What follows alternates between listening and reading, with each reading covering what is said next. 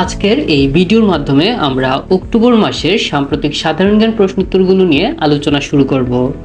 আজকের ভিডিওতে আমরা 2024 সালের অক্টোবর মাসের সাম্প্রতিক সাধারণ জ্ঞানের প্রথম পর্বের 15টি প্রশ্নোত্তর নিয়ে আলোচনা করব। তাহলে চলুন আজকের ভিডিওটি শুরু করা যাক। Welcome to question bank channel. প্রশ্ন 1, 41তম ভৌগোলিক নির্দেশক পণ্য বা জিআই পণ্য হিসেবে স্বীকৃতি পেয়েছে কোনটি? ব্রাহ্মণবাড়িয়ার ঐতিহ্যবাহী ছানামুখী মিষ্টি। 41তম ভৌগোলিক নির্দেশক পণ্য বা জিআই পণ্য হিসেবে স্বীকৃতি পেয়েছে ব্রাহ্মণবাড়িয়ার ঐতিহ্যবাহী ছানামুখী মিষ্টি। প্রশ্ন 2, জাতীয় কন্যা শিশু দিবস 2024 এর প্রতিপাদ্য কি? কন্যা শিশুর স্বপ্নে গড়ি আগামীর বাংলাদেশ। জাতীয় কন্যা শিশু দিবস 2024 এর প্রতিপাদ্য হল কন্যা শিশুর স্বপ্নে গড়ি আগামীর বাংলাদেশ। 3, বাংলাদেশের কোন ব্যাংক থেকে সম্প্রতি 12,000 ভরি স্বর্ণ গায়েব হওয়ার অভিযোগ উঠেছে? বাংলাদেশ সমবায় ব্যাংক। সম্প্রতি বাংলাদেশ সমবায় ব্যাংক থেকে 12,000 ভরি স্বর্ণ গায়েব হওয়ার অভিযোগ উঠেছে। 4, সেপ্টেম্বর মাসে মোট প্রবাসী আয়ের পরিমাণ কত?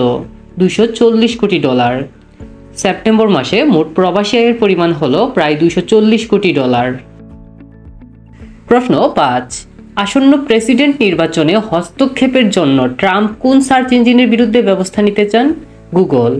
আসন্ন যুক্তরাষ্ট্রের প্রেসিডেন্ট নির্বাচনে হস্তক্ষেপের জন্য ট্রাম্প গুগল সার্চ ইঞ্জিনের বিরুদ্ধে ব্যবস্থা নিতে চান।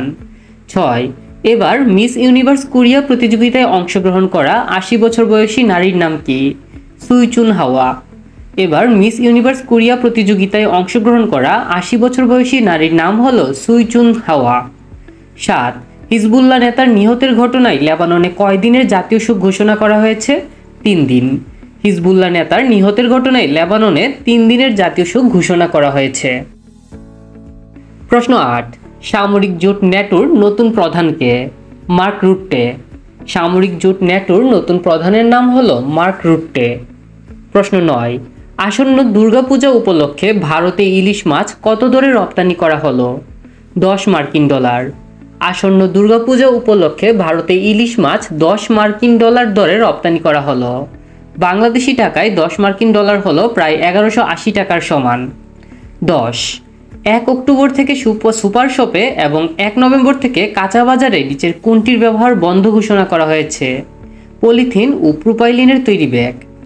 1 অক্টোবর থেকে সুপার শপে এবং 1 নভেম্বর থেকে কাঁচা বাজারে পলিথিন ও প্রোপাইলিনের তৈরি ব্যাগ ব্যবহার বন্ধ ঘোষণা করা হয়েছে।